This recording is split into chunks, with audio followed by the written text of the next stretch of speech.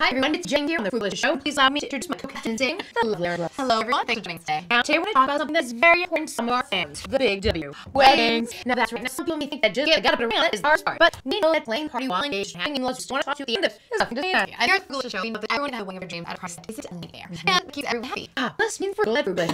That's right, and this is part of our wedding special event series. There's just so much for us to cover, and remember that most of our tip about weddings can be applied to any special event or party. So, to pull off a fab wedding party on a budget, you need to do a bit of planning, compromising, of course, get creative. So let's talk about location. This can be a big chunk of your budget, especially when it can determine things that go hand in hand with it, like the caterer, chair rental, alcohol, etc. So choose wisely. We encourage you to think outside the box. We love to say budgetweddingvenues.com, which lists out off the beaten path locations like historic homes, college campuses, parks, and look on and on and on. Aw, college campus, wouldn't that be nice to get married at a college campus? Yeah, and they're so beautiful. Lots of gorgeous campuses. And it's actually an expensive option since it's really just extra money for school. And just like many little parks, city squares, garden, and cultural center, they can be a perfect place for your event. So check out the local Parks and Rec department to see what's available in your area. Absolutely. Now, when choosing your venue, keep in mind what their policies are for potential other expenses. That's right. For example, they limit you to cater for choosing. We have to actually rent the linen and the chairs, or can you bring your own alcohol? Ooh, alcohol, that is big. It sure is. And if your venue allows you to bring your own alcohol, it can be a huge savings. But you need to make sure you purchase right now.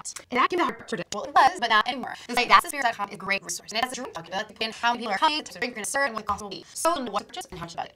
I love that idea. That's the spirit.com. That's awesome. Now, if you can't bring your own, you can make guest choices just wine or beer, or maybe sparkling wine, or what about having a signature cocktail? What about having a tea in the I think that's a wonderful way to do it. Yeah, you know what if they're hanging out on the last part of the day, which basically any day but Saturday. You have it on Friday or Sunday, and you'll drop your price often 20%, and are willing to go even lower if you have it during the week like on Monday or Tuesday. Wow. And now, if you had it on Sunday, why not have Sunday afternoon brunch and serve your guest mimosas? That can double those savings and rated seal. I like that.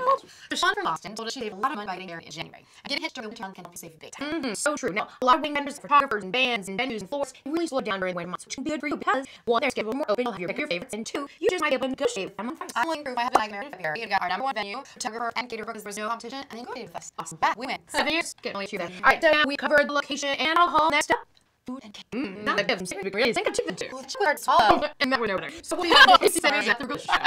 Bad.